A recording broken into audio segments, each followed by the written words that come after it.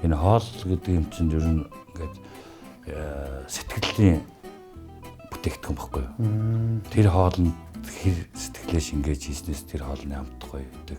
Эрд зэцийг агуулсан хүнсийг хэрэгжилж чадвал тэр зөв хоолдохгүй юу? Тэрнээс зүгээр нэг ногоо идчихээ зөв хоолд болдог юм биш. Эмэгтэй очиуд төрсний дараа ягаад хоньны шүлөө уугаас сэргдэг юм. Тэгтэл солонгос эмэгтэйчүүд далан байцааны шүлөө уугаад сэргдэг бие организм сэргдэг байх жишээ. Тэгэл ерөөсө хурд амт хоёроор мансаас гарч ирсэн. Одоо бол тэгэл манай Монгол тоглогч нар дэлхийд бол бас олон улсад танигдсан одоо сайшаагдаад одоо ингээ Монгол тоглогч нар гэдгийг бүр хүлэн зөвшөөрсөн бүр ямар амжилтуудтай вэ? Би 7 улсын нэг 22 медальтай. 22. Тийм, тэрний 11 нь алт. Шинэ хоол зохиох гэдэг бол ер нь бол хариуцлагатай ажил байхгүй юу? Яг тэгвэл тэр хоолыг нэгдүгээрт хүн идээд ирүүлчих хэрэгтэй. Одоо би 1000 хүнд хоол зөндөлүүлээ олж ижсэн. 1000 хүний хоолыг ижил гаргана гэдэг чинь хамгийн чухал байхгүй юу? Нэг хоолыг ижилхэн их адилхан амархан 1-2 хоол. 1000 хүний хоолыг нэг цаг хугацаанд ижил гаргана гэдэг чинь бас одоо дэлхийн олимп тий хоолны олимпиад оролцох тэнд одоо учирлаа үзэл сорилууд үлдээд байгаа да.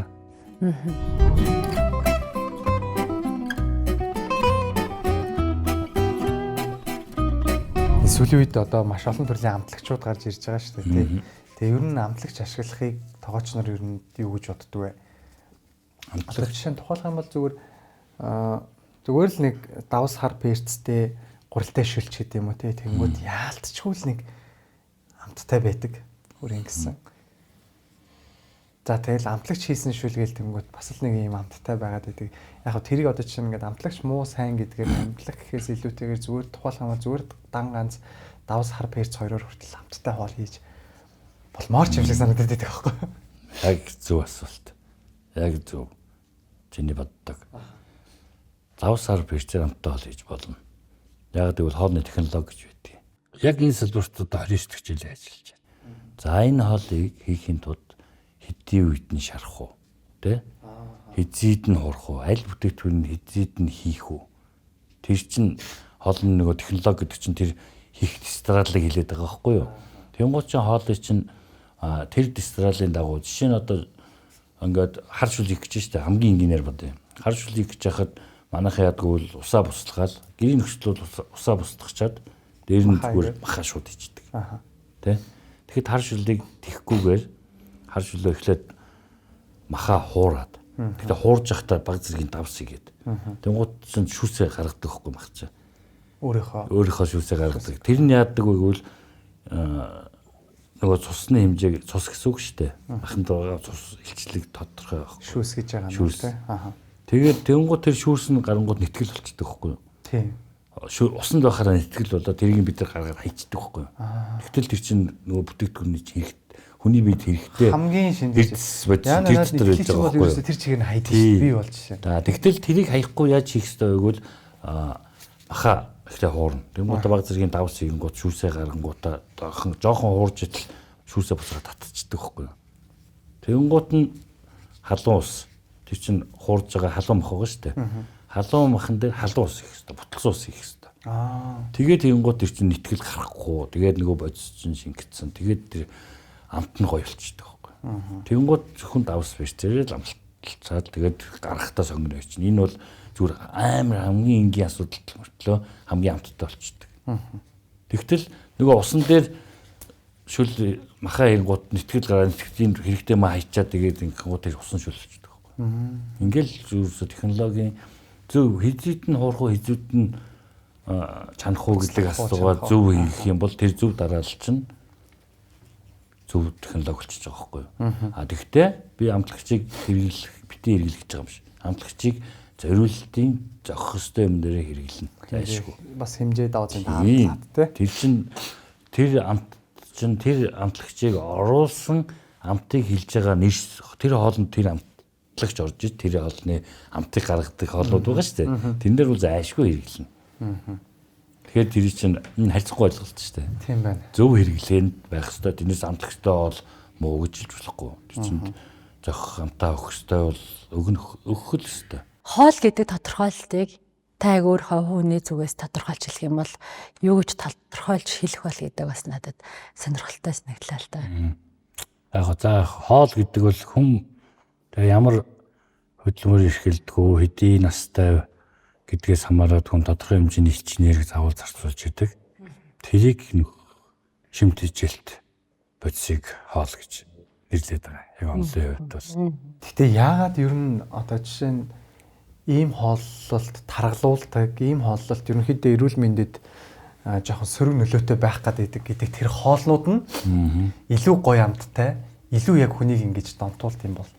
Тухайлбал одоо жишээ нь шарсан дахиаг бол хүүхдүүд бол бүр тэр чигээрээ бүргэр гэвэл тэр чигээрээ. Тэгээ яалтчгүй яг тэр бүргэр идсний араас кола уух ч гэдэм үү. Эсвэл бүргэр идчих та шарсан төмс шарсан дахиа идэх ч гэдэм үү. Яг тэр идчих үеийн мэдрэмж бол яалтчгүй үнэхээр л гоё байдаг. Тэ. Тэгэхээр яг энэ хоолчин болохоор нөгөө нүүрс ус агуулад байгаа. Одоо хүний бие чинь нөгөө тэжээлэг бодисыг энерги зарцуулж лээвэл тэжээлэг бодисыг авах хэвээр уураг нүүрс ус өгцгээд тэгтэл энэ нь болохоор яг өөрийнх нь хэрэглэх хэмжээнээс хэтээд эхлэхээр хүнд нөгөө хөөхөн давхраг үүсгдэг. Таргалт үүсгдэг гэсэн ерөөсөө тэр. Яг тэр дуртай болгож байгаа нэгсэн одоо донтуулж байгаа тэр маяг тэр чинь бол яг гоо тэр хоолой борлуулах маркетинг гэжтэй нэг тал та. Тэгэхдээ тэр хүндний биед хэрэгтэй юу гэвэл бага хэмжээгээр бол хэрэгтэй. Тодорхой хуваар хэтрүүлээ хэрэглүүлдэг л хэрэггүй.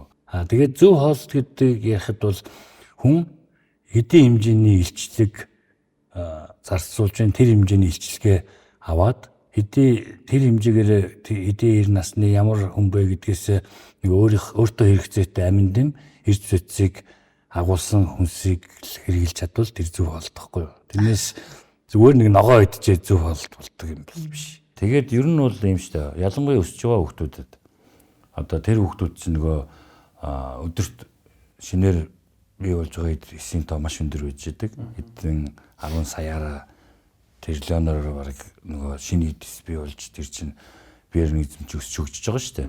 Тэр хэмжээгээр нөгөө амин дэм эрд зүйцийг авах хэрэгтэй байж. Тэгтэл амин дэм эрд зүйц тосон дуус ялангуяа энэ тосон дуусдаг витаминууд хүүхдүүд А, Д, Е витамин зайлшгүй авах хэрэгтэй. Тэг хоол ижилээр авах хэрэгтэй байхгүй юу гэн бол. Тэгээд тэр нь яагаад дутуу авдаг вэ гэвэл нөгөө өөх тос ханаагүй тос гэж юм байдаг хүнд хоол идэхэд. Ханаагүй тосны өвчлөлийн үйлчлэлээр хүний биед энэ тосон суурьтай витаминууд хүний бие шингэдэг. Тэгэхгүй тэр тосны өвчл байхгүй, тэр тос байхгүй, ямар ч тос хэрэглэхгүй бол хүний биед энэ витаминууд шингэхгүй. Бий болохгүй, үүсэхгүй. Одоо энэ эрд зүйц витамин чи ерөөсө хүний бие өөрөө үүсгдэггүй. Гаднаас хоол ижилээр л авч идэг байхгүй юу. Тийм учраас тэрийг ерөөсө ханаагүй тосны өвчл тос өөх тос хэрэгжилж байж тэрийг бий шингэнэ. Манай монголчуудын нийтлэг цатгажлын хоол идээд байгаа юм шиг тийм өлсгөөрөлний хоол идэх ёстой юм шиг тийм ойлголт байдаг шүү дээ. Тэг яг хоол гэдэг чинь өөрийн нөгөө төрөл ангилалтай. Тэрнийхээ дагуу үүрэгтэй байж идэг. Жишээ нь хоолыг өгнө иж хүрдлээр нээдэг ёстой. 100 шиднэ. 100 ч өөрөө үүрэгтэй. 100 нь яадаг вэ гэвэл хүний одоо хооллох туршлыг хөдлөх хотоодны шүүсийг ялгаруулж эхлэх ёстой үүрэгтэй байж идэг. Тийм учраас 100 гэдэг хоол маань өөрөө тийм гоё өнгөтэй, үзэмжтэй хоол идэх сонирхлыг төрүүлэх гоё хурц үнэр амттай тийм байх ёстой гэсэн ийм шаардлагууд байж байдаг. 100 шаа идээд хотоодны шүүс нь ялгараад тэгэнгუთ дараа нь шүлтээ. Таны яриад байгаа иж бүрдэл гэдэг бол яг тийм нэг шатлсан дараалалтай хоол. Энэ хоол болгон ч өөрөө үүрэгтэй.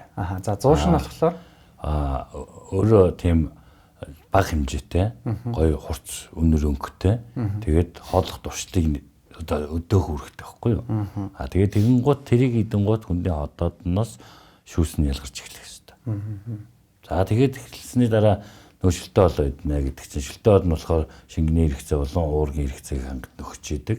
За үндсэн холмоонд болохоор бид цатах үүрэгтэй. За үндсэн холны шаардлага гэхээр тэр үндсэн бүтээгдэхүүн байх ёстой, хачир байх ёстой, сүмс байх ёстой, тэдгэрийн зохицол байх ёстой гэж үздэг.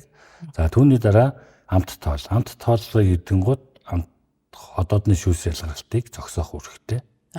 За тэгээ илчлэг маань хүрэхгүй өдрийн энэ иж хүртэл хоол нь хүний одоо өдрийн хоолоор авах илчлэгийг нөхөж чадахгүй байвал нэмээд нарийн бав иддэг. Тэгжээж энэ хоол маань яг хүний биед хэрэгцээтэй одоо тэжээлэг үцэг өгдөг гэж ойлгож байна. Тэгэхээр заавал иж бүрнээр нь идчихэж тэр нь одоо хүний биеийн хэрэгцээг хангах хэрэгтэй байдаг юм шүү дээ. Тэгэхээр чи хотоодны шүүсээ ялгаагүй байхад 1-5 хоолоор задах гал байдаг шүүсний ялгаагүй учраас тэр маань юу байдаг. Хоолнд нөгөө хотоод нь шүүс ялгаагүй болохоор хотоод нь удаан боловсруулдаг. Удаан боловсруулаад ирэхээр хүний бие тэгээ хүндрээд эхэлдэг энэ төр одоо өөр шинж тэмдгүүдийг өгч яадаг. Тэгэхээр дараа нь хоолны дараа идэх десерт хүртэл биднэрт бас маш зайлшгүй шаардлагатай. Гэхдээ тэр нөгөө ходоодныхоо хэмжээгээр иддэг гэдэг чинь бол ер нь үнэн бистэй байж болох хөлбөр байж болохоос илүүгээр тэр чинь нөгөө хүн ямар хэмжээгээр идээд байна тэр хэмжээгээр ходоод чинь тэрэндээ тасаа сунаад ч юм уу зогсчихдаг. Тэгэл ер нь бол нөгөө хоолыг дахиад нэг жоох нэмчмээр санагдвал тэр болцсон байна л гэсэн үг л дээ. Мэдээллийн сүүл тацарч ирдэг. Одоо хоолтын физиологи гэж юм байдаг. Тэр нь чухал үүрэг гүйцэтгэдэг. Хоолтын физиологи гэдэг чинь бол ер нь хүн амаараа хоолыг оруулаад ажиллахаас эхэлдэг. Ажиллаад шүлс гэдэг фермент байгаа шүү дээ. Тэр ферментийн үйлчлэлээр одоо хоол маань бутлагдаад залгуур хоолоогоор зөөлөлөгдөөд шүлсээр зөөлөлөгдөөд залгидах хэвээр. Залгидаад ходоодонд очино. Ходоодонд очиод яах ёстой вэ? Ходоодны хүчний үйлчлэлээр хагас каш хэлбэрт ордог. За тэгээд тэр чинь ходоодонд бол ингээд 5-6 цагч үйдэх юм уу боловсрогдоод тэр чинь шууд оронгууд каш болчихгүй, хагас каш болчихгүй шүү дээ. Тодорхой хугацаанд ямар хоол идснээс шалтгаалаад каш хэлбэрт орно. Каш хэлбэрт орсон хоол маань 12 хоруу эзэс рүү дамжина. Ходоодноос 12 хоруу эзэн дээр нойр хүлчирхаан шүүс, цэсний шүүс маань тэр хоолыг бүрэн каш хэлбэрт оруулдаг. Тэр ферментүүд нь ялгардаг. За тэгээ ферментүүд ялгараад ирэхээр нарийн гидсэнс эхлээд хүний хэрэгцээтэй одоо газрууд руу цусаар шимэгдээд тээвэрлэгдэнэ. Хаана хэрэгцээтэй байна тэр хоолны чинь шимтгэлт бодис, витамин ч гэдэг юм уу. Нөгөө тэжээлэг уурэг, нүүрс ус өгдс маань цусаар тээвэрлэгдээд хэрэгцээтэй газруудаа шимэгдээд очино. За тэрний дараа бүдүүн гидсэнд дараагийн шилжих процесс маань нөгөө юунод эслэг маань тэндээс хортой бодисуудыг ялгах нь бусад бодисууд маань бас хэрэгцээтэй газруудаа шимэгдэнэ. Тэгээд шулуун гидсээр дамжаад хэрэггүй бодисууд маань гадагшилдаг. Ийм процесстэй хоолтын физиологи маань өөрөө. Хүний бие чи өөрөө тэгтээ их тийм нөгөө хэцүү онцлогтой гэдэг юм уу? Энд чинь нэг махан бие сэтгэлийн гээд бас нэг юм хоёр янз аваад тах шиг байна. Тэр сэтгэл чадахгүй байх гэдэг тохиолдол үнэхээр байдэн шүү. Тэр байгаа. Тэр ч бол яг нөгөө хүний хэрэгцээнээс болдог, эрэлдээс болдог, төсөөллөөс ч гэдэг юм уу? Эсвэл их хөлсөн ч гэдэг юм уу? Тэгсэн юм чинь нэг юм авч идчихмээр санагдвал тэгсэн мөртлөө яг идэх юм бол тулж шүү дээ. Тэр чинь. Тэгэхээр тэр бол яг энэ сэтгэлгээнээс болно. Зайлшгүй болдгол юм угаасаа тэр чинь хүн хотод бид хэдийн хэмжээтэй хүү гэдгийг мэдэхгүй шүү дээ. Тухайн үед идэх сэтлэн төрөөл захиалал 2-3 хоол зэрэг захиалцдаг зүйлдээ хичнээн тэр одоо ч өөр багтаамжтай шүү дээ. Хязгаар байхгүй биш. Тийм учраас тэр багтаамжих хэмжээгээр хэлүүлдэг асуудлууд гардаг. Эсвэл хитрхи хичгээд тэр нь тэгээд хөдөлж тавьчихдаг. Тэгээ хөдөлгөөнгөө хөвтдөг суудаг тэрнээсээ болоод нөгөө хоол маань хотод хоол уусруулах эрхтэн системэнд доголдож эхлээд тэрнээсээ болоод нөгөө бүрэн задлж чадахгүй учраас задраагүй бусад юмнууд чинь өөхөн давхаргуулдаг ч юм уу одоо хүний бие сөргөөр нөлөөлөд эд эрхтнүүдийг бас давхар гэмтэй ч тийм. Хамгийн гол нь энэ хоол боловсруулах эрхтэн систем гэдэг чинь хоорондоо бүр уялдаа холбоотой.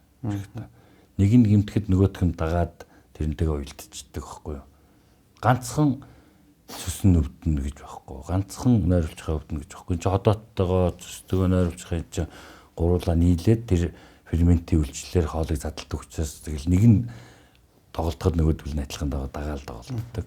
За хоолтын процесс маань ийм явагддаг юм байна. Гэтэ бид нар ингээл хооллолт гэж ярихаар хүний амаар орж байгаа бүх зүйл хүний эрүүл мэндэд заавал хэрэгтэй байх ёстой гэдгийг аль хэдийнэ бас баг сагаар ойлгож эхэлж байгаа ах гэж бодож байна. Тэнгүүт нөгөө зөв хооллолт гэдэг сэдв маань сөхөгдөд ирдэг. За процесс маань ийм байна. За тэгвэл би юу идэх вэ? Яаж зөв хооллох юм? Өглөө юу идэх вэ? Өдөр юу идэх вэ? Орой юу идэх вэ? Баян ингээ идээд ахын зөв юм уу? Гэл олон ингээд асуултууд ургаж гарч ирээд байна л да. Тэгээ нийгмийн сүлжээнүүдийг харсан ч гэсэн яг мэрэгжлийн биш мөртлөө бас хоол зүйн зөвлөгөө өгж байгаа хүмүүс байна. За мэрэгжлийн хүмүүс ч байна. Энэ ингээд олон толгой эргүүлсэн асуудлууд дундаас бид нар бас яаж зөв зөвтэйгээ сонгож хоол хүнсээ хэрэглэх юм бол гэдэг бас чухал сэдв болов.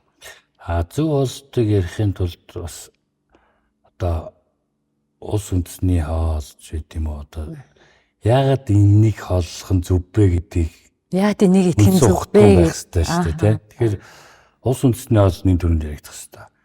Яагаад вэ гэвэл улс үндэсний хоол гэдэг нь ямар байгальд, ямар соёл иргэншилтэй, хаана амьдарч, хаана амьдардаг, ямар настай, биеийн онцлог чинь тэр амьдарч байгаа орчинтойгоо уялдаад бие физиолог маань өөр онцлогтой болсон байж байгаа. Тийм учраас улс үндэсний хоол гэж уламжилж ирдэг. За жишээ нь одоо солонгос хоолыг монголчууд идэх үед яагаад зөвхөмжгүй? Яагаад солонгосчууд тэр их кимчи идээд байж ах хэвээр тий? Энтгчүүд одоо тэр их карри халуун ногоог яагаад идэх хэвээр гэд. Тэгээд ярингууд одоо жишээ нь энтгчүүд одоо тэр их халуун ногоог идэхгүй бол бид нь ямар процесс явагдах вэ гэдгийг судалж байгаа хгүй юу? Судлаж явахтай одоо ер нь үзийгээд одоо ингээд өдөр халуун наранд цонхны тавцан дээр халуун хоол кастрултаа тавиад үзвэл хэдэн цагийн дотор эсэх үү? Ерөөсөө л удахгүй нэг цагийн дотор эсээл буцлал явна. Тэгэхээр тэр процесс гидсэн дотор явагдах байхгүй юу? Халуун хоолыг тэгээд талуун газар идчихээр. Тэгэхээр тэр процессыг боловсруулах хүний өөрийнх нь одоо ялгаруулж байгаа тэр хүчлээс гадна халууногоор тэрийг задлж ийн гэсэн. Задлж байгаа. Тэгэл одоо солонгосын кимчиг одоо солонгосчууд тэр чиг бамтай газараа тэгээ будаа идэж, тэгээ халуун чанартай болохын тулд кимчигийг нэмдэг ч юм уу. Ингэж идээ зохицуул тэгээд тэн чин чиглэг уур амьсгалтай газар ядаж аягаар амьсгал одоо уушигны нөгөө юунаас хамаарат хэрэглэдэг бүтээгдэхүүнүүд нь өөр байтал шингэцэн нөртлөө өөр байдаг. Тэгтэл чигтэй агаар амьсгалахлаар чинь чиг орж байгаа гэсэн үг үстэй тийм. Тийм чиг бамаас хамгаалах. Одоо жишээ нь Монгол эмэгтэйчүүд одоо төрсний дараа ягаад хоньны шүлөө уугаас сэргдэг юм. Тэгтэл солонгос эмэгтэйчүүд далан байцааны шүлөө уугаад сэргдэг. Би яг нийтмээ сэргдэг байх жишээ нэ. Тэр чинь далан чиглэг уур амьсгалтай нөгөө далан байцаа энтергээд холбогдчихж шүү дээ. Тэгээд монголчууд солонгос хоолыг одоо зах зээл чөлөөтэй болсноос хойш нөгөө ихч орж ирсэн солонгос хүмүүс ч их орж ирсэн. Тэгээд энэ хоолны соёл чинь бас манайх руу түгээгдэд ороод ирж байгаа байхгүй юу? Гэтэл тэрийг зөв зохистой хэрэглэхгүй бол байнгын солонгос хоол дэвлэгдэлт нөгөөний чинь одоо хоол боловсруулах эрхтэн системийн цогцолтгоо чинь доголдож эхэлнэ. Доголдож эхлэх нь өнөөдөр мэддэхгүй. Галстаа мэддэж шүү дээ. Тэр чинь тодорхой хэдэн жилийн хугацаанд ингээ яваад ирэхээр нөгөө юм эхлээд тэр чинь дасан зохицох хүний бич айгүй ухаалаг систем баггүй юу? Эхлээл дасан зохицохгүй л тэр чинь хичээн аль болох ингээ боловсруулж газ алдчих гал ингээ хичээгээд байдаг. Сүүлдээ нөгөө идэвхтэн систем чинь цуцаж эхэлнэ. Цуцаж эхлээд ирэнгуутаа нөгөө янз бүрийн өвчлөлүүд гараад эхэлдэг. Одоо манайх олон үндэсний хоолнууд янз бүрийн газрын хоолнууд орж ирээл монголцын суурьшж जैन.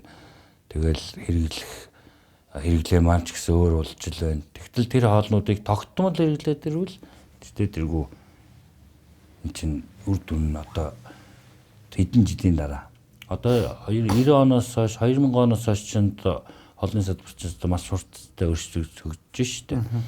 Тэгтэл яг тэрийгээ дагаад тэр хэмжээний дараа тэр үеэс идчих хэлсэн тогтмол хэрэгэлсэн улсууд одоо өвчлөн ил гарч эхэлж байгаа. За монголчууд ягаад ийм их өндөр илчлэгтэй, уурахтай, маха иддэггүй. Монголчуудын хоолж их өрмөц штэ. Өвлөн идшээгээд өндөр илчлэгтэй одоо хүрийн мах, хоньны мах, адууны маха өвлөн идээд. Тэгээ хавар яргуу утас ямааны мах гэдэг чинь яргуу ч одоо хамгийн шинжтэй ургамлуудыг дөнгөж ургаж захт нийцсэн учраас тэр чинь би тэр махан тэр бодисуудаар дүүрэн байдаг учраас тэгж хэрэглээд байдаг. Тэгээд зун нь болохоор цагаан эдэгээр гиз дотроо цэвэрлждэг. Тэгээ өвлийнхаа бэлтгэлээ хангацдаг гэдэг. Ингээд хоолд ижил нүүдлийн соёл иргэншилтэй байсан учраас тэр хоолд ижил нь тийм бол юутай. зохицолгоотой. Дээрээс нь өвлөлийн хүүтэнд даарч хөрн нүүдлийн соёлын ихшилтэй тэр ихчлэгийг тэр их хүүтнийг давахын тулд ичлэгтэй хол идэх хэрэгтэй. Тийм учраас ийм уламжлалт тоод байсан. Тэгтэл одоо нүүдлийн соёлын ихшлээсээ суурьшмал соёлын ихшлэл рүү шилжээд ажил төрөлтөө унаа дулаан машинаар яваад дулаан оффисч ажиллаад тэгээд дулаан гэртээ амьдралын хэм маяг нөр болчихж байгаа. Тэгээд тэрэнгуут чинь хоолн дээр шинжлээд хийх хэрэгтэй болно. Зөв хооллохын тулд тэр их махыг яаж багасгах хэрэгтэй вэ? Яаж шингээх вэ? Тийм учраас одоо хэрвээ тэгж илчлэг өндөртэй тийм хоол идчихвэл тэрийг тэр хэмжээгээр нь хөдөлж ажиллаж дасгал хөдөлгөөн хийж шингээх хэрэгтэй гэж байдаг. Эсвэл хооллоо багасгах хэрэгтэй. Одоо жишээ нь ингээд гадны хоолнууд чинь бол бас ч гэж яг одоо тэдэн грамын одоо өхрийн махыг тэдэн градус ингэж халаагаад гээд бас нэг өөр нэгэн технологитой байдаг шүү дээ тийм. Тэгээд ингээд технологиор нь болгоод ингээд тэгэнгүүт хүний биед одоо илчлэгэн тийм кил калори нь тийм юм байна гэх. Монгол хоол ер нь тийм тооцоол байдаг уу? Билгүй яах вэ? Адилхан шүү дээ. 100 г махыг идэхэд 54 г уург авна гэдэг ч юм уу. Тэгэл тэр чинь ерөөсө 100 г яг тэр бол ингээд нөгөө нэг одоо яг тогооч нар та бүхний мэдж байгаа стандартаа шүү дээ. 100 г-аас одоо 50 ккал ингээд илчлэг авах нэ гэд. Тэгэнгүүт чинь манай хоолны чинь бас нэг юм онцлог байгаа шүү дээ. Тоолох юм бол цовь. Цовьнд одоо жишээ нь за нэг юм тавг цовь идэхэд тэнд яг 100 г ах байна уу үгүй юу гэдэг бас эргэлзээтэй шүү дээ. Тэр чинь технологийн картн дээр байдаг байхгүй юу? 100-аас 150 г ахыг гээд тэгээд тэнгуутад эндээ 200 г гурил 50 г лов ийн 20 г сонгоны гэдэг чинь технологийн карт гэдэг чинь бол ерөөсөө энэ хоолны бичгээр нөхгүй юу? Тий. Хэдэн грамм материал орох уу? Яаж хийх дараалал нь байх уу? Тэгээ бие битс бэлэн болоод гараад ирэхээр ямар ах вэ гэдэг чинь технологийн картн дээр л тусгацсан байж байдаг. Гэтэ цовин чинь бол бас харьцангуй одоо жишээ нь гадны ингээд хоолтой харьцуулах юм бол за яг хөө мэдээж тэр нэг спагетти интертэй харьцуулах юм бол адилхан байдаг гэж магадгүй л дээ. Гэхдээ харьцангуй гурил их байж иж бас яг юу яадаг хоол штэ тий. Өөрөө бий болдог хоол штэ. Гэхдээ тэр чинь ер нь аливаа хоолны боловсруулалт аягүй чухал байхгүй юу? Хэдийн үед нь боловсруулж идэх вэ? Ямар болголттой идэх вэ гэдэг нь чухал. За монголчууд бол ерөнхийдөө бүрэн болголттой иддэг. 100%. Яагаад гэвэл 100% бүгдийн бүрэн болгосны дараа иддэг тийм соёлтой байхгүй юу? Түүхийн махыг идэхгүй, шүүрхийн мах идэхгүй. Тэгэхэд стейкийг гэхэд Европт бол бүр рэр тийм шүүрхий, түүхий чухал иддэг. Тэгэхдээ тэрний онцлог юу байх хэрэгтэй вэ гэвэл манай монголчууд нэг соус баг хэрэгэлдэг байхгүй юу? Тэр бол соусаараа хүчтэй соусаар тодорхой хэмжээнд бодлголт нь давхар хийгдээд бактери устгах хэрэгтэй. Тэгээд тэр мах маань шинжилгээтэй байх хэрэгтэй. Боловсруулалтын хувьд ч гэсэн одоо энэ нүүрс үснүүд байж байгаа. Одоо гурил, гоймон, будаа энэ нүүрс үснүүдийг чинь бас зөв боловсруулаад идвэл хүний бие зөв шингэх хэрэгтэй, эслэг болох хэрэгтэй. Нүүрс ус чинь нөгөө сайн нүүрс ус маань өөрөө эслэг штэ. Бас тодорхой хэмжээнд. Муу нүүрс ус маань нөгөө сардуул гэж ярьдаг те бид нар энэ гурил, цагаан будаа, гоймон гэж яриад гурил гэж ярьдаг. Тэгтэл энийг чинь зөв боловсруулаад идэх юм бол хүний биед эргээд сайн нэмэгдүүлэх юмуд байгаа байхгүй юу? Италичууд яагаад гоймон будааг идээд идэм хөтлөд харгалдаггүй. Тэ? Тэр чинь боловсруулалтын арга нь өөр байхгүй юу? Тэд нар чанж байгаа процесс маань одоо тэр нүүрс ус шүү дээ. Ерөөсө сардуул агуулсан бүтээгдэхүүнүүд байхгүй юу? Будаа. Одоо арбори будаагаар ризотто хийдэг. Тэр чи одоо ингээд дахианы шүлэнд ингээд өөр нь буцалгаад болгоод тэгээ жоохон хатуу түүхий голдоо түүхий юм шиг тэгээд хамтлаад тэгээ бяцлагтай хойлоод тэгээд тэрийг ризотто гэдэг хоол гаргаад идээд байгаа байхгүй юу? Дээрээс нь спагетти гэдэг хоол пастанууд байж байна. Бас нэг тийм хатуу голдоо жоохон хатуу юм шиг түүхий идээд байгаа. Монгол хүмүүс бол түүхий будаа түүхий гомл гин. Тэгтэл тэр улсууд тэгж болсуулж идснээр нөгөө хэрэггүй нүүрс ус чинь ашигтай нүүрс ус болж байгаа юм. Тийм учраас тэр үнд нөгөө нүүрс ус ихтэй таргалтыг өгөхөөс илүүгээр тэр эслэг илүү дагуулад тэр үнд хэрэгтэй бидний хэрэгтэй одоо шинт бодисуудыг өгч байна. Ингээд чинь бас дээрэс нь ингээл улс үндэстний хоол онцлог байгаль орчинтойгоо уялдаад бас ингээл өөр өөр байгаад байдаг.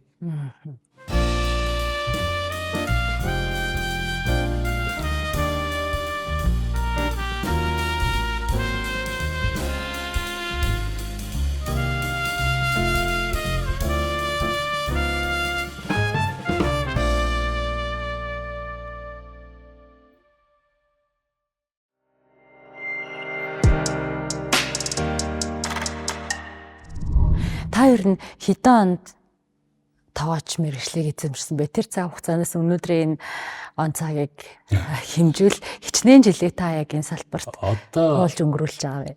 яг энэ салбарт одоо 29 жил ажиллаж байна. Бараг 30 жил. Бараг 30 жил. Би чи 97 онд шинжлэх ухааны техникийн их сургууль чинь техникийн их сургууль гэдэг нэртэй байсан. Одоо бол нөө шинжлэх ухааны технологийн Одоо шинжлэх ухааны технологийн их сургууль. Тэр сургуулийн нийтийн хоолны инженер технологич гэх төгссөн. Хоол үйлдвэрлэгчдийн технологич инженер гэж явдаг. За тэгэл төгсөөл ажил дээр гарсан да. Өөртөө бэлтгэлээс нэгсэн, ногоо арилгаж ихэлсэн, махшуулж ихэлсэн. Тэр үед чинь бидний одоо 90-ад оны үед чинь төгссөн одоо дээд сургууль төгссөн инженерүүд маань нэг ресторан зоогийн газрууд дээр ерөнхий тоогоочоор технологичоор очдөг байсан. Тэгээд зах зээл шилжчихсэн шууд ногоо арилгаал төмсөө ирчээл махаа шуулаад махаа ирчээл тэгж анх Улаанбаатар зочдлоос ажлын гараа эхэлж байсан. Тэгээд Баянгол зочдлуудад ерөнхий тоогооч ахлах тоогооч ерөнхий тоогоочоор ажиллаж байсан. Тэгээд Малайз улсад Аз хоолны чиглэлээр мэргэжилт дэвшлүүлээд нэг хэсэг бас Аз хоолоор мэргэжчээд тэгээд сүүлд нь Австрали яваад Европ буюу Вестерн барууны хоолоор мэргэжсэн.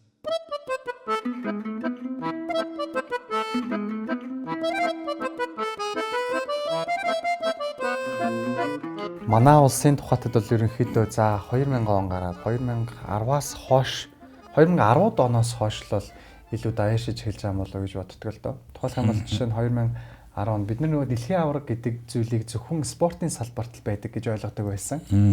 Одоо бол бүр юу вэ дэлхийн аварга үсчин, гагнуурчин бүр ингээл мэрэгжил болгон дээр ингээд нэг юм одоо ур чадварыг нь үнэлдэг тэмцээн уралдаанууд болдог гэдгийг одоо л яг ингэж таньж мэдэж эхэлж байгаа цаг байхгүй.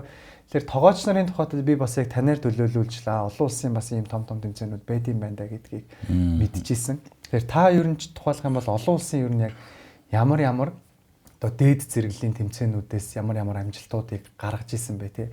Нөгөөдөр мэдээж бас дэлхийн аварга тоогооч гэдэг одоо ур чадварын үнэлгээг өгдөг тэмцээн уралдаан болдог л бах та. Тий. Ер нь бол яг хоо энэ чинь мэрэгчдэр одоо бүр оюутнууд багаас нь эхэлж байгаа. Одоо World Skill гэдэг бид тэр шүүгч ажиллаж байсан байхгүй юу Монголынхаа. World Skill гэдэг одоо дэлхийн ур чадвар. Тэнд чинь бүр дөнгөж төгссөн оюутнууд тэнд уралддаг.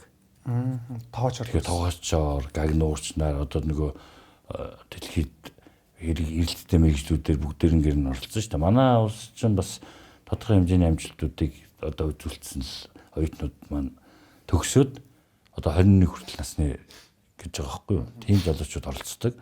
Тэгээд тэрнээс ялангуяа энэ тоогоочийн салбар бол хоолны салбар бол 2000 одоо зах зээлийн нийгэм чиглэлснээс хойш нэлээд хурцтай сайн хөгжиж байгаа. Дээрээс нь манай энэ залуучууд одоо нөгөө нээлттэй болсноос олон улсад их очиж нөгөө галтгоонд ажиллаад нөгөө угаагчаас нэг хэвэл ахлах тоогооч болтлоо ажилладаг гэдэг шиг тийм залуучууд чинь ажиллаж байгаад Монголдо ирээд энэ хоолны салбарыг хөгжүүлсэн залуучууд зөнд байгаа шүү дээ. Тэр чинь одоо тэр залуучууд чинь тэр хоолны соёл, тэр урлагийг тэнд нь сурж мэдээд ажиллаад тэрийг одоо Монголдо ирээд суурьшуулад хоолны салбарыг маш хурцтай хөгжүүлсэн баггүй юу. Тэгээ энтэй уялдаад бид нар чинь бас дэлхийн бас энэ өөрийнхөө чиглэлийн холбоодуудтай дэлхийн тоогооч нарын холбоотой анх одоо юу байгаад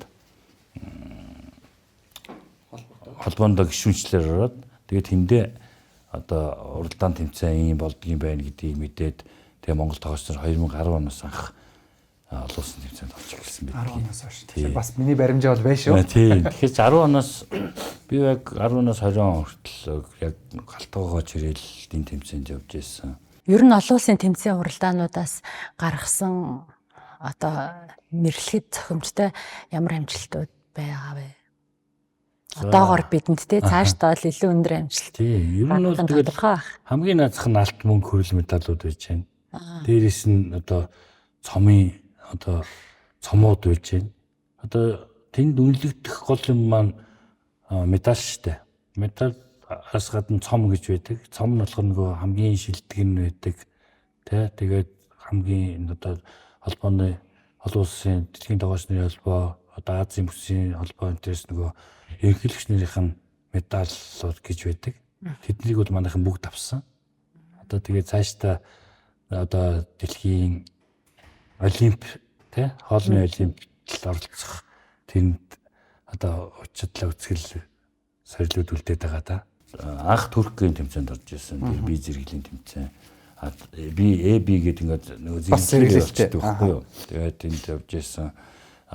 Энэ манай зэрэглийн Гонконг, Сингапур, Малайз, Таиланд зэргийн энэ одоо Азийн бүсийн зэрэглийн өндөр зэрэглийн тэмцээнүүдэд бас оролцож амжилт үзүүлсэн. Ямар амжилтуудтай вэ? Би олон улсын 22 медальтай. 22. Тийм, тэрний 11 алт. 6 мөнгө, 5 хүрэл. Бас л тийм. Ер нь гэхдээ энэ амжилтууд чинь бас өндөртөө үнэлэгдэх үү? Яг энэ таны хэмжээний амжилтыг гаргасан тоглогч нар ер нь манад бас одоо залуучуудаас гаргаж эхэлж штэ. Эхэлж байгаа л тийм, эхэлж байгаа. Та бол энэ бүгд анхдагчдын нэг гэж бодож болох нь шүү дээ. Тийм, би одоо Монголын 3 тоглогч анх орж ирсэн. Одоо манай Монголын тоглогч нар бол эхлэгч буянлагэр үйлчлэгийн хувьд ажилтан. Бас үйлчлэгийн хувьд ажилтан Монгол Улсын мастер тоглогч Дилгэр гэдэг. Тэгээ миний би ингээ гуруулаа анхны тэмцээнүүдэд орж амжилт одоо мөнгө медаль, хүрд медаль аваад ирсэн гэж хэлсэн. Тэгээд Монголд анхныхаа тэмцээнд орчоод хүрд медаль, мөнгө медаль авах гэж айгүй том амжилт واخгүй юу. Тэгэхдээ манайхны олон улсын шүү дээ тий. Олон улсын тэмцээн шүү дээ. Тэгэхээр тэрэнд манайхны хамгийн анхны алдаанууд юу вэ гэвэл бид порцон дээр эхэлдэг гэсэн. Too much гэдэг байхгүй юу. Амар их вэ. Танаа порцууд их вэ гэдэг. Тэгээд тэрэн дээр нэг онон дээр бас хангалттай авч чадаагүй учраас бас тэгсэн талууд бий. Тэгээд тэр уралдаан тэмцээнд ороод ирэхэд чинь бас тэр бусдыгаа харна, бусдаасаа суралцсан энэ хоолны хөгжил, хоол маань ямар хэмжээтэй байх ёстой гэдэг стандартууд гарч ирнэ. Ямар ч хоол чинь өөрөө үндсэн бүтээгдэхүүн ямар байх ёстой. Одоо бидний хэлдэг мах шүү дээ, тэр нь ямар байх ёстой. Түүнтэй ямар ачаар зохицуулах ёстой. Старч гэж ярьдаг нүрс агуулсан бүтээгдэхүүн хачир заавал байх ёстой. Ажилбар шаардсан гээл. Тэгээд туслах хачрууд тэгээд энэ нарийн ногоонууд байж байна. За тэгээд сөмс гэдэг чинь юу юм? Энэ хоолны бүрдэл хэсэгт зайлшгүй хэрэгтэй зүйл байж идэг. Ингээд хоолны яг бүрдэл хэсэг бүтэц хэмжээ грамм хүртэл аягүй чухал гэдгийг ойлгож эхлэв. Эндээс чинь бас тодорхой хэмжээний хөгжил. Туршлага хуримтлуулах дараагийн тэмцээнүүд дээр хөгжил явна. Тэгээд анхны тэмцээнээсээ бас шилдэг 100 тогоочийн нэгд орсондоо бас баяртай байдгийг.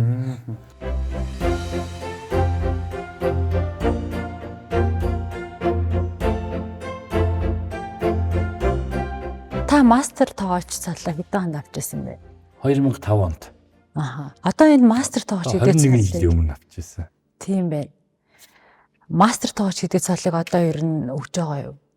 Мастер гэдэг тоглогч энэ жил одоо саяхан 5 сарын 3-нд мастер тоглогчийн шалгуулалт болсон.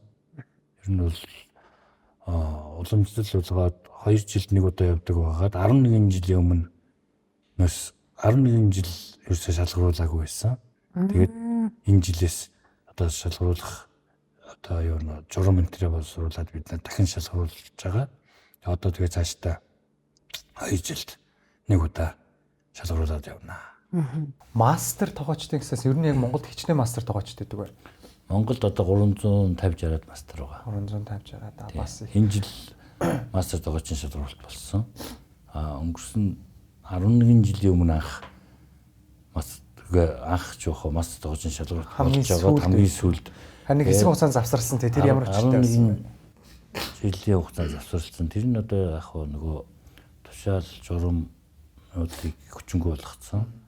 Тэгээд яг нэг хоолны салбар хариуцсан юм тэр нь тодорхой байхгүй ажиллаагүй. Тэс нөгөө шалгаруулах мастер шалгаруулах журмын хүчингү болчихоор нөгөө эрхцэн үндэс шалгаруулах эрхцэн үндэс байхгүй болсон. Мастер тоглогч гэдэг цал нь өөрөө нэгдүгээрт ямар шалгуур болцлыг хангасан байх хэрэгтэй. Нөгөөтэйгөр яг ямар одоо юу гэдэг те даваа байдлыг бий болгож ямар хүнд өгдөг юм цал юм бэ?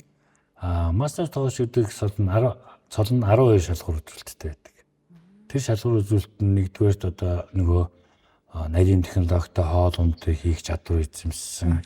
За тэгээд хоол тим ресторан зоогийн газар тим хоол тий нэвтрүүлсэн шинээр хоол нэвтрүүлсэн менюнд оруулсан тийм шавь сургасан байх хэвээр энэ төргээд ингээд яг 12 үзүүлэлт тийм. Тэгээд нөгөө тогоочийн 1-р зэрэг авсан байх хэвээр гих мэтчлэн 12 үзүүлэлтийн шаардлага хангаад тэрнийхээ дагуу материалаа өгөөд тэгээд 3 шаттай шалгуураар шалгуурлагддаг.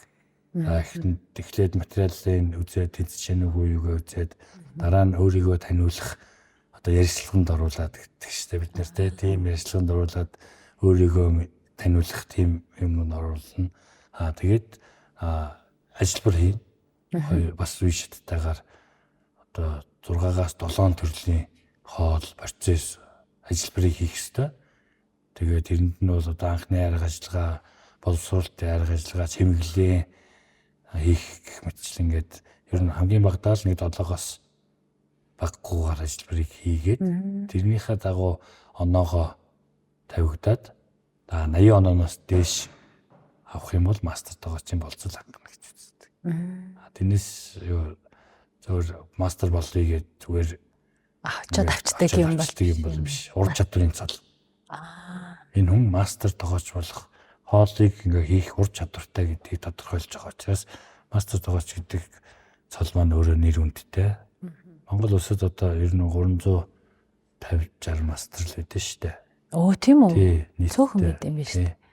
Тэгээ тэрний ер нь бол бас тодорхой усуд нь одоо ингээд мөнх үсэг үтцсэн. Тэгээ ер нь хэд амьд байгаа нэг 200 орчим л байдаг. Тэгэхээр тэр чинь нэр хүндтэй цол шүү дээ. Монгол улсын. Тийм байна харахгүй.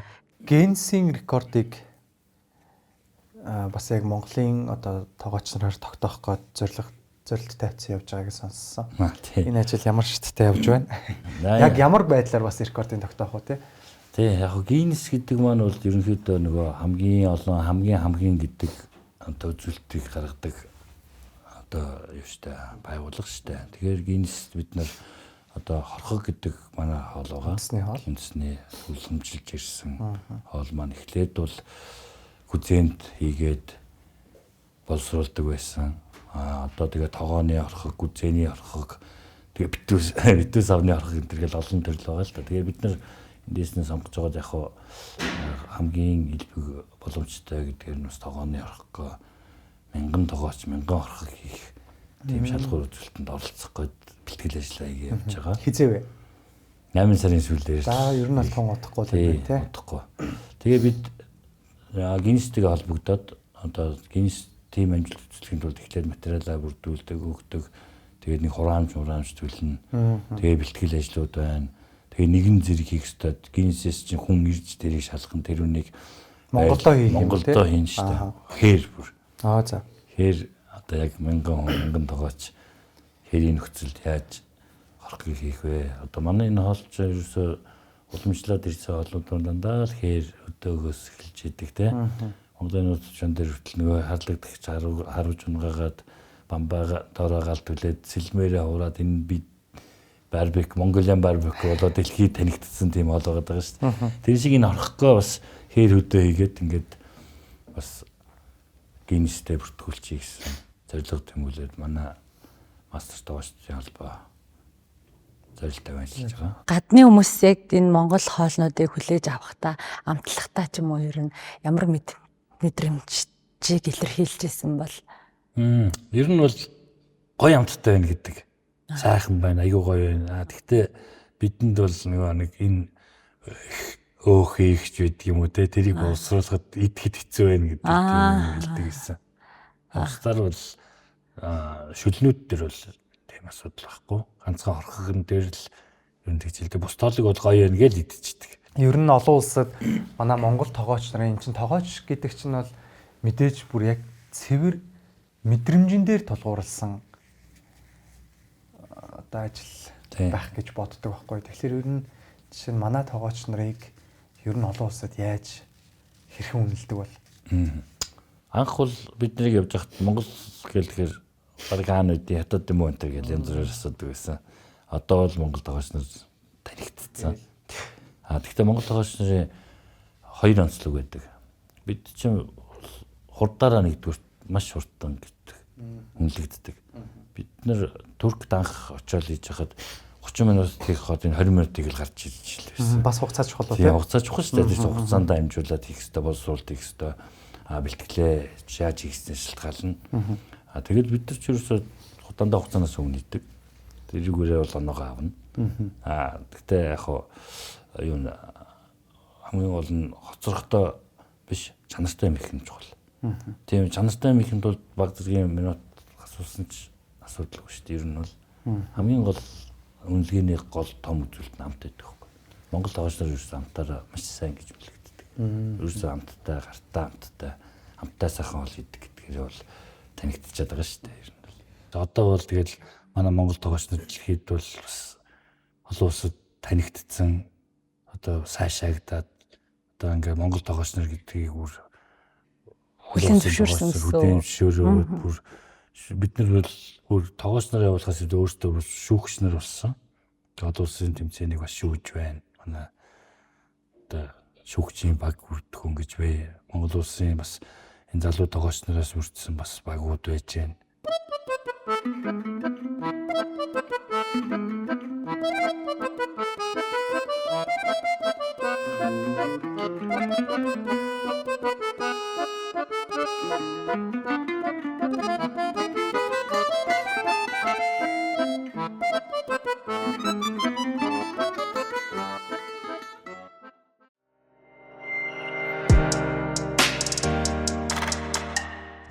Олон улсын тэмцээнүүд нь юу гэдэг ингээд за ийм хоол хийгэрээ гэдэг даалгавар өгд юм уу эсвэл та шууд яг өөрийнхөө одоо бэлдсэн хоол ийм бит. Нэгдүгээр энэ дэлхийн тоглогчдын боноос хууль гарцсан байт. Нэг жилийн өмнө.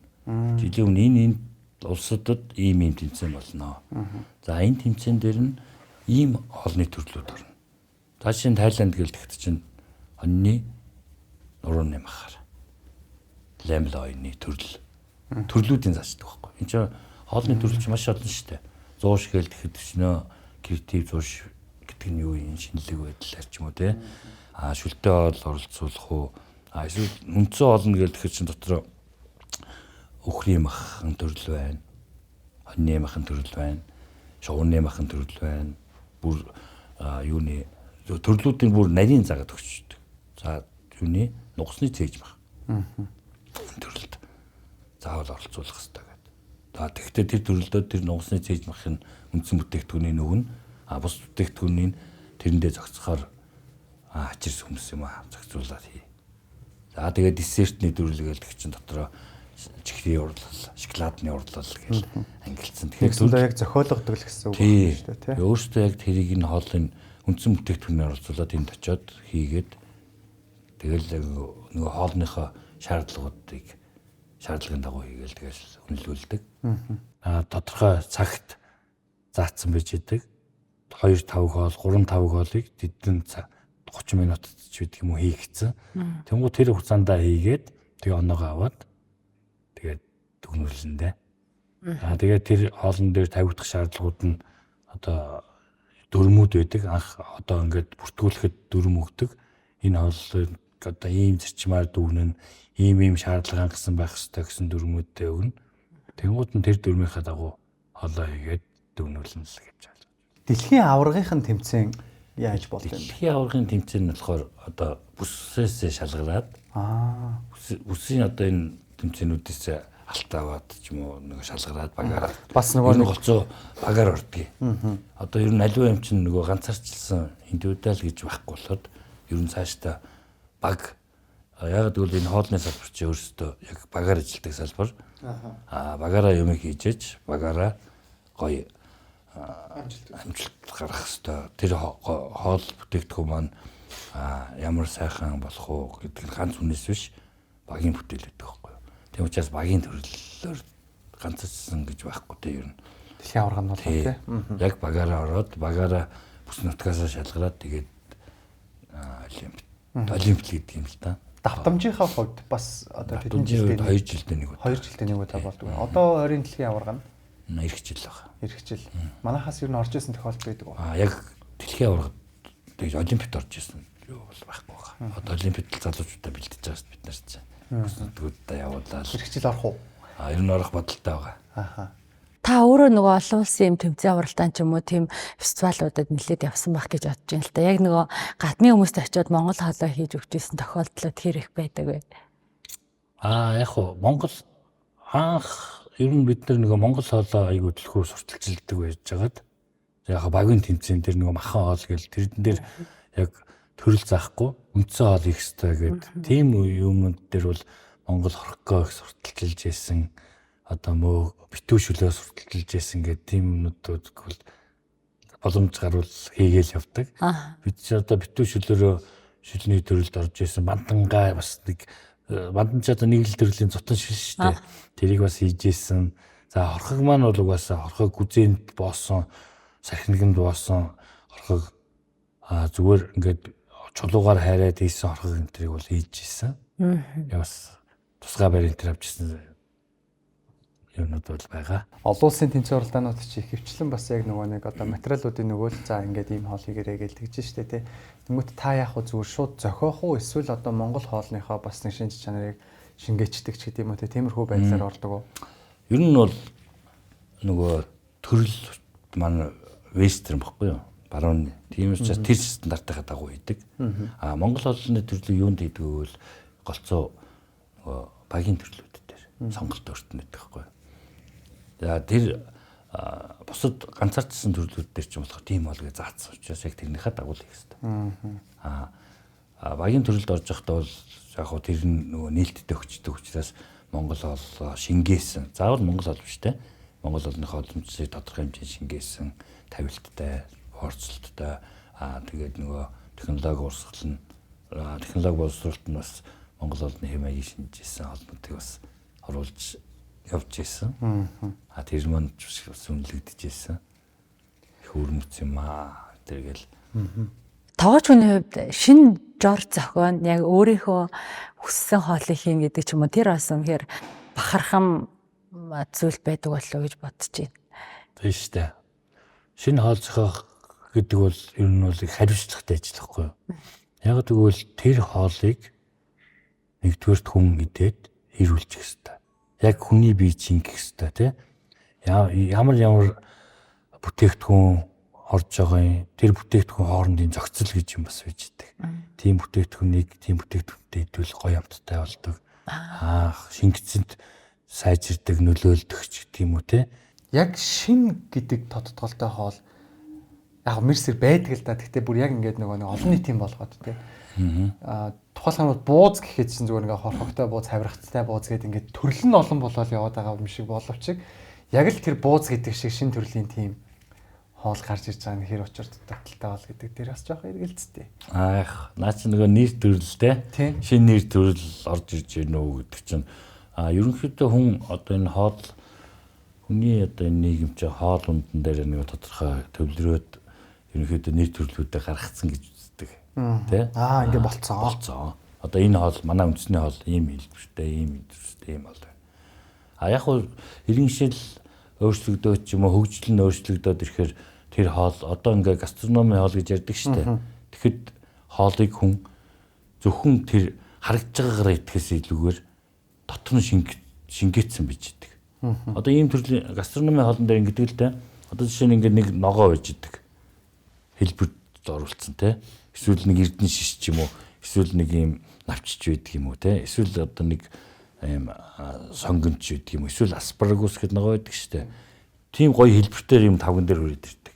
Тэгтэл тэр нь аспарагусны зутан шилийг гастрономи байдлаар игээд тэр тийм өөрөө яг аспарагус шиг болгоод аваад ирж байгаа. Тэнгуут энэ чинь гастрономи болохгүй юу? Тэнгуут тэрийг идэхэд хүн яг аспарагусны зутан шилийг идсэн шиг илчлэг хэмжээг өөртөө. Уухгүй зүгээр сайхан идчихнэ гэсэн үг шүү дээ. Шүлийг идчихнэ гэсэн үг байхгүй. Тэгээ эн чинь бол бас одоо ерөнхийдөө нөгөө хүмүүсийн сайн мэддгээр стейктэй хамт ирдэг те. Стейк нөгөө тэрийг зөвхөн өөр нь тавган дээр хоёрхан ширхэг юм ирж байгаа шүү. Тэгэнгүүт тэр чинь өөрийнх нь зутан шилж байд юм. Шинэ луун хоёр ширхэг луун бодтой юм шиг хоёр ширхэг луун хүрээд байгаа байхгүй юу? Тэгтэл луунгийн зутан гэлээд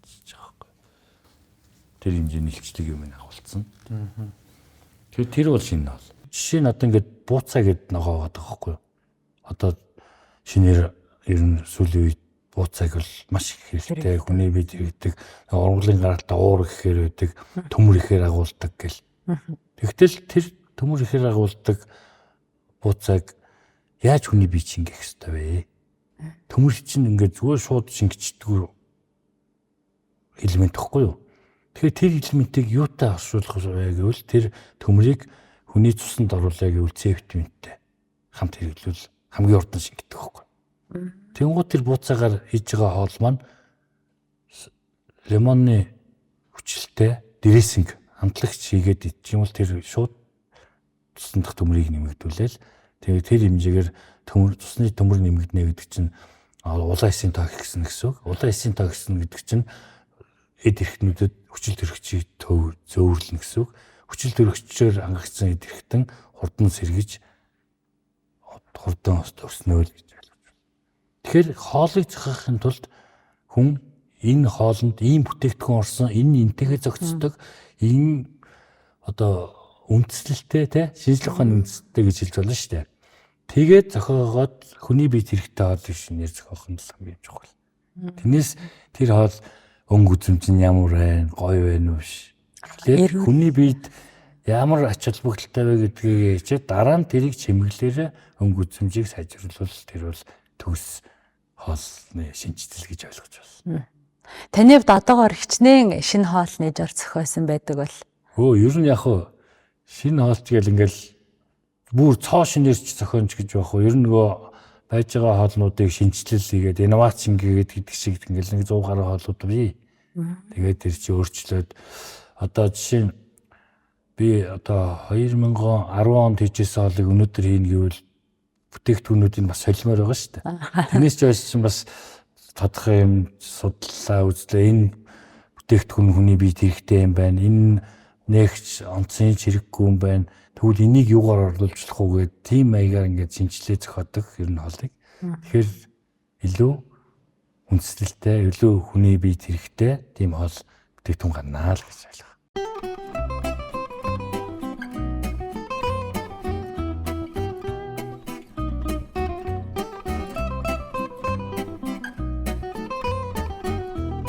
Бүр яг таны одоо нэрийн хуудас болсон тий Санчир гэдэг тоо чи нэрийн хуудас болсон хоол нь ямар хоол вэ?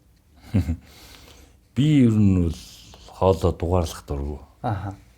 Ер нь зохиосон хоолооч гэртээ хийж байгаа хоолооч гэсэн. Миний хоол би өөрөө сэтгэлээ гаргаж сэтгэлээ шингээж хийдэг учраас тэрний нэг дөрөв нэхгүйр сайхан л гэж хэлвэнэлдэг.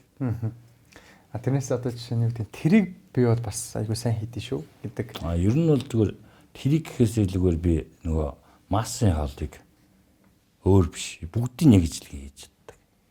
Тэрийг бас би үнэлдэг штэ. Одоо би 1000 хүнд хоол зөндөл хүлээ хоол хийжсэн. 1000 хүний хоолыг ижил гаргана гэдэг чинь хамгийн чухал байхгүй юу? Нэг хоолыг ижлэгийн их адилах амархан 1-2 хоол. 1000 хүний хоолыг нэг цаг хугацаанд ижил гаргана гэдэг чинь бас айгүй их хөдөлмөр ур чадвар шаарддаг байхгүй юу? Хоолч ерөөсө 5 үндсэн юмар үнэлдэг штэ. Тэжээллэг чанар нь юу вэ гэвэл уураг, нүүрс ус, өөх тос. Дээрээс нь витамин, эрдэс үтс. Энэ 5 үндсэн ухтгын чинь бол хоолтой зайлшгүй холбоотой. За тэгээд ирэхээр чинь боловсруулалтанд яагаад энэ боловсруулалтууд өөр байдаг вэ? Боловсруулалтаас хамаарат хоолны нэр төрөлч өөрчлөгддөг. За тэгээд боловсруулалт нь чанах процесс гэхэд чинь 5 процесс. За шалах процесс гэж чинь 6 төрөл байж гэдэг юм уу.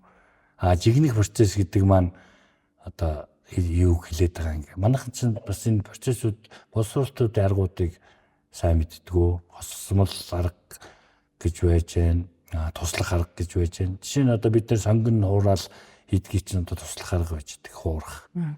Юмыг ингээд төлдөг, хайрдаг гэдэг чинь бас туслах арга гэж гэдэг. Чан гэхээр зүгээр баг шингэнд чан одоо бүтээгдэхүүний 3-1-т нь хийгээд чанаж байгаа. Дээд хэсэг нь болохоор усныхаа уураараа чанагдаад болчдөг. Уураар чанах арга гэж яриад байдаг. Бидний одоо нэг бууд жигнэж байгаа ч юм бол уураар чанах арга байхгүй юу? Тэгтэл бид нар жигнэх гэж яриад сурцсан. Тэгтэл жигнэх гэдэг процесс маань өөрөө эхлээд шарах шүгэ юм уу эсвэл хариулын давган дээр хайрсагт очоод чанах процесс хослуулна арга байхгүй юу? хослоод эхлээд шарчиж байгаа гадна талаас нь. Тэр махыг одоо ингээ гадна талаас нь шарчиж штэ. Хайрцагтайгаа бараг түлээд гэсэн үг. Тэгэнгუთ гадагшаага нөгөө шүүсээ алддаггүй. Тэгэнгუთ одоо баг шингэнд чанаад юм их шингэнд чанчаар нөгөө эрдэс бодис витамин нөгөө юмнууд нь тэр бүтээгдэхүүн дотор агуулгадчихдаг. Алдагддаг. Тэгэхээр нөгөө процесс дулааны боловсруулалтын зөв сонгох нь одоо хоолны тэжээллэг байдлыг хадгалж үлдэх ийм харахуйд байж байгаа. Энэ хоол гэдэг юм чинь ер нь ингээд сэтгэлийн бүтээгдэхүүн баггүй юу? Тэр хоолнд хэр сэтгэлээ шингээж хийснээс тэр хоолны амт гоё байдаг. Ээжийн хоол ягаад амттай сайхан байдаг вэ? Ээж хүүхдүүдээс сайхан хоол өгөхийн төлөө хичээгээл хамаг сайхан сэтгэлээ зориулж хийж байгаа шүү дээ. Тийм учраас ээжийн хоол амттай гэж ярьдаг. Тэгэхдээ энэ ээж байгаа улсууд маань одоо тогооч нар маань гэсэн үг шүү дээ. Буюу яг ингээд сэтгэлээ гаргаад тэгээ хийх юм бол тэр болж байна. Тэр чигээрээ эерэг энергээр дүүрэн сайхан хоол болж хүний бие чинь гэсэн үг шүү дээ. Та олон улсад явж мэдээж олон мянган хоолыг амталж үтсэн баг. Тэгээ олон улсын шүүгч олон тэмцээн авралтанд оролцож байсан. Энэ доноос хамгийн гоё хоол юм уу эсвэл хамгийн дуртай хоол одоо ямар хоол гэж нэрлэх вэ? Би яг өөрийнхөө хийсэн хоолыг бол бүгдийг л гоё гэж боддتي. За пастагаар бол одоо Италид ярих юм баггүй шүү дээ. Паста чиг утгаараа Итали амт тэр бяцлаг тэр бол гоё. Германы би махыг бас махан хоолнууд. Германд би махан хоол, махан стейк янз бүрийн аягүй хийж үзсэн. Германы мах бол төгс. Гоё тий. Гоё. Жинхэнэ мах Германд идэж болно. Бас Австралид. Германч гэхдээ ферм их уу? Ферм. Германч ерөөсөө энэ махны англиэл махны одоо бүтээгдэхүүнээрээ бол дэлхийд ер нь сайн шүү. Австрал байна. Австрал махны хувьд бол маш чанартай. Зөөлөн, хамттай.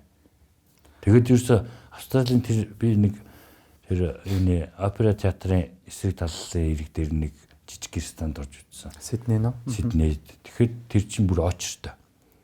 Очрлоод ингээ хүлээгээд цаг маг хүлээж очрлж жоод орж иддэг. Тийм том биш. Тэгсэн мөртлөө хүн болгон тийш очиж мах зөвхөн ингээд шарсан махнууд хийдэг. Бүх төрлөөр нь. Тэгэл тэрэнд идэхин төлөө хүн цаг очрлж штэ. Тэгэл ороод идэл тэндээсээ нөгөө махны кафе аваад тэгэл гардаг. Тэгэхээр би бол тэр Австрали мах, Герман мах бол амар гоё байсан. За хоёлаа ярилцлага өндөрлүүлээ. Манай нэвтрүүлгийн баг хамт олонны урилгыг хүлээж авсан танд маш их баярлалаа. Бидний амаар орж байгаа оюун болгон бидний эрүүл мэндэд ямар их асар чухал нөлөөтэй байдаг вэ гэдгийг энэ удаагийн нэвтрүүлгийн дугаарыг үзсэн үзэгчид маань одоо багхан ч гэсэн ойлгож авсан баг. Дээрээс нь одоо манай нэвтрүүлгийн нэртэй адилхан буюу Санчир гэдэг эрхмийг бас Санчир гарагийн зочин нэвтрүүлэгтээ урьж оролцуулсанд баяртай байна. Та болон танаа одоо салбарын нөхдүүдийн зорж байгаа бас нэг одоо ойрын хугацааны тэр том зорилттой шүү дээ. Генсийн амжилтыг тавтах. Энэ бас маш гоё одоо дэлхийд дахин Монголыг сурталчилсан үйл явдал болж чадна хаа гэдэгт итгэлтэй байна. Тэгээд Генсийн наманд Монгол тоогоочдын хоор чадварыг бүртгүүлэх яг энэ үйлд нь амжилт хүсье. Энэ нэвтрүүлгийн урилга авсан танд баярлалаа. За баярлалаа. Айл болгонд нэг галтгоо байдаг гэдэгсээ тэрний нэг эмчил байгаа байхгүй юу? Хоолоор ч үнийг эмчлэх боломжтой.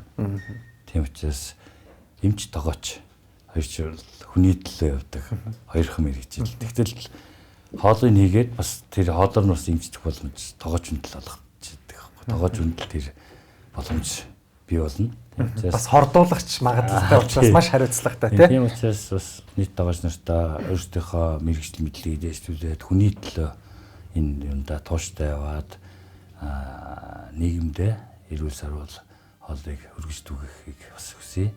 Тэгээд танаа хамт олонд бас ийм сайхан нэвтрүүлэгтээ урьж оролцуулсанд баярлалаа. Та бүхний ажилд удмах амжилтыг хүсье. За маш их баярлалаа.